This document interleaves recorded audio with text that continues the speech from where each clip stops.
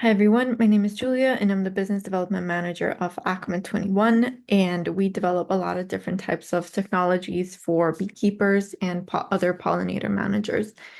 And today I would like to talk about using bee counters and scales for hive health insights that we have developed over the course of the Safe AgroBee project and that we have gotten a lot of insights from. Um, so just to start out, why do we have to use both bee counters and scales? So I think a lot of beekeepers are familiar already with scales, but bee counters, I guess it's something new for a lot of the beekeepers in this day and age. So bee counters track the movement of bees in and out. So to understand how many bees go in and out of the hive, while hive scales monitor the weight, providing data on honey production, colony growth, and resource use. So by combining these two, let's say these two technologies, we can have a bigger picture on what is actually going in of the hive.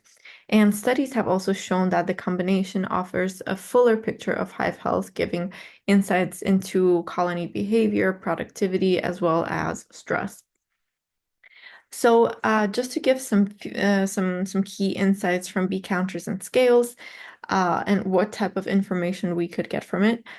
So, for the first is that foraging and honey production is one of the most interesting, let's say, when it comes to bee counters and bee scales put together. So, with bee counters and scales together, we can estimate the colony foraging efficiency by correlating bee activity with weight changes. So we can see how many bees have been in and out of the hive during the day or during a course over a few days.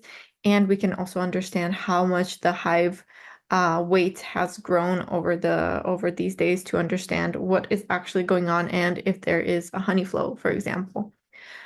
We have also the possibility to detect hive health issues when we combine these two data sources together. So, for example, a drop in bee counts and a decrease in hive weight can signal that there are some queen issues, some disease, or some food shortages.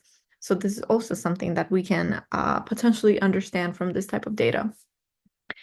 We can also understand the swarming and the population changes, again, through understanding how many bees go in and out of the hive, as well as the weight change. So we can also see what is actually happening thanks to this type of data. So scales detect weight drops associated with swarming and rapid hive exits, while counters record increased bee activity that can eventually lead up to a swarm. So just to introduce the current hive monitoring technology, so this is the bee counter that we are currently talking about, as well as the scales. So they work hand in hand together because the scales are the ones who are sort of collecting and storing all of this information, while the bee counter itself is something that is the technology for counting the bees going in and out of the hive. So they go in from here, and there's little holes. So we are able to count the bees, and this is placed on the entrance of the hive.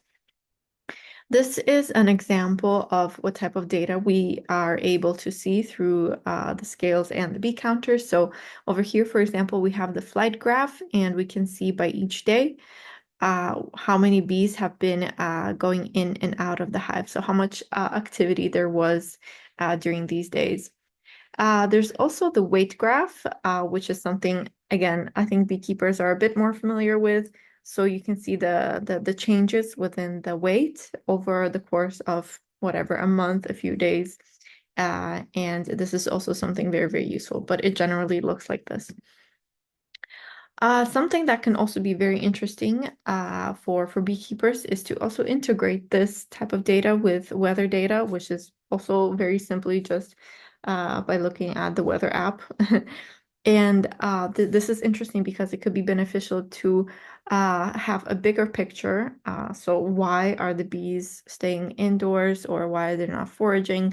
So this can also feed into this whole general outlook on the bee activity. And this is also very interesting because in this way, beekeepers don't have to actually go to where the beehives are and track everything from remote.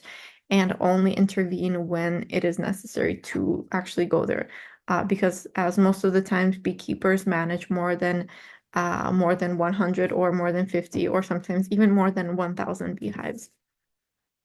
Some interesting future applications that we think could be an interesting development for the future is integrate this type of data for predictive hive health models. So future systems may combine weight, bee counts, and climate data to predict hive health outcomes using machine learning. Also, more accurate honey yield prediction. So it can be not just for past data, but also for future data predictions. So AI models could use bee counter and scale data to forecast bee production, helping beekeepers optimize hive placement and management. And finally, disease and pest detection algorithms. So thanks to tracking the weight, and the scales can track abnormal weight drops associated with pests like Varroa, while counters can identify changes in bee behavior, so offering early detection of infestations. So thank you. And if you'd like to reach out or share your thoughts or give any other type of feedback about this type of technology, you're welcome to do so. And you can write me at julia@buzzup.life.